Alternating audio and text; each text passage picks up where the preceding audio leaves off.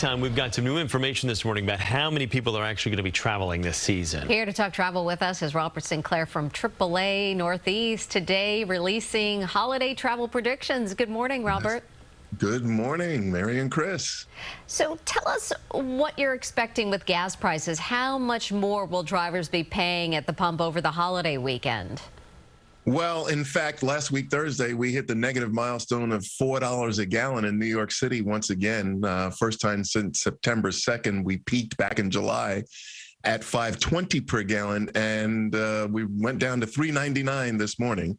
And around the tri-state region, we're at least at $3.80 per gallon in New Jersey, Connecticut, and Long Island. So gasoline prices are high, and that's the pain point for a lot of drivers. We've done surveys, and 40% of drivers said $3 a gallon is a pain point.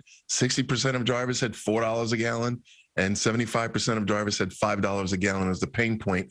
And we also cannot forget the price of diesel, which is over $5, approaching $6 per gallon in many places, because when those trucks go to deliver goods to our area, they fill up with diesel, they hold 300 gallons, and so it's like $1,800 to refill that truck. That helps to perpetuate the inflation that we're seeing. I'm actually kind of surprised that that 75% at $5, that's a pain. You would think that would be a pain point for everyone. So your research suggests that this weekend is going to be the third busiest ever for Thanksgiving travel. Is that accurate? That's correct. Only 2005 and 2019 are ahead of us. 2005 was just the halcyon days. We're expecting 55 million. Back in 2005, it was 58 million. In 2019, just before the pandemic, it was 56 million, and 49 million of those, just about 89%, are going to drive to their destination. So anticipate very busy roads.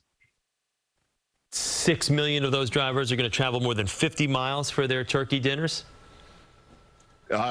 49 million total will drive more than 50 miles. Yeah, that's that's the nationwide total, and we're expecting very busy local roadways. The Staten Island Expressway, the Belt Parkway in Brooklyn, Long Island Expressway in Queens are all going to be very busy, particularly Wednesday, the day before Thanksgiving, when commuters mix with those holiday travelers. Yeah, that's a tough one. Robert, are we finally getting back to those levels that we saw before the pandemic? Just before 2019 is the second highest all time. We're getting close to those numbers. Not quite there yet. I think the economy is still weighing on a lot of people with the gasoline prices that we're seeing in particular at about 50, 60 cents per gallon, higher than where we were last year. It's tough.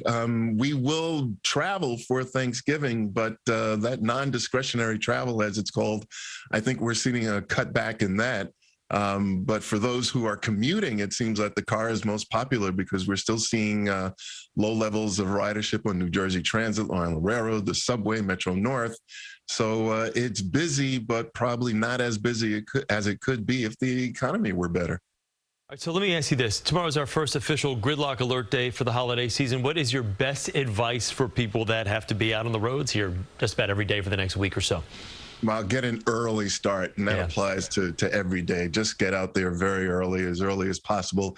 You look at the traffic reports early in the morning, 5:30, 6 a.m. It's still reasonable traveling in those hours. You will be moving if you wait till 7, 8, or 9, and you've got bumper-to-bumper traffic. And I would say that applies to the Thanksgiving holiday itself, that rather than getting out in that gridlock on Wednesday afternoon, go home, get a good night's sleep, wake up extra early on Thursday morning. Even if your trip is 200 miles, it takes you about 4 hours. You start at 6 o'clock, you'll get there at 10 a.m. Plenty of time to enjoy family and friends. Yeah, the earlier the better. If you're headed to the airport, AAA also expecting air travel to be up compared to the last. 4.5 million Americans will be flying to their Thanksgiving destinations. That's an increase of more than 330,000 travelers compared to the year before. Yes. So how are the prices this year compared to what we've seen in the past at the airports? Well, they're significantly higher, 22% higher compared to last year. And the airlines, to their credit, they've eliminated a lot of non-profitable, unpopular routes. So they have the necessary cabin and flight deck personnel to be able to eliminate a lot of the cancellations and delays that we saw earlier in the year. The advice is, though, if you have not made your arrangements yet, make that first flight of the day your flight, because generally there are no delays for those flights. As you get on into the day and weather gets involved and more people are flying, that's when you tend to get the cancellations and the delays. And you should expect packed airplanes, and those airfares, like I said, are more expensive than last year by about 22%. So, Robert, the big takeaway here is after the last couple of years of prices and ridership and people driving on the roads being depressed, now those numbers are going to be up, but the price of everything is going to cost you a fortune, whether it's for gas or whether it's for air travel. Yeah, everything is going to be more expensive, and the calculus has to be made for those that are going to make the trip. You know, people are going to take their trips. We're really, we have to see friends and family. It's very important, but it's going to be a lot more difficult for a large segment of the population. I know I've seen figures from the conference board that says 40% of the U.S. population doesn't have $400 for an emergency expense. We've done surveys that said that, again, 40% of drivers don't have $1,000 for an emergency vehicle expense. And unfortunately, I think that's going to lead to part of the problem that we see with breakdowns over the holiday weekend, with more than 411,000 anticipated to break down on the roads, and flat tires and dead batteries are the top problems. So check those things before you hit the road, please. All right. Robert Sinclair from AAA Northeast. Robert, good to talk with you. Thanks so much. Thank you for having me. And happy Thanksgiving if you're traveling. Thank you. To you. Okay, Robert.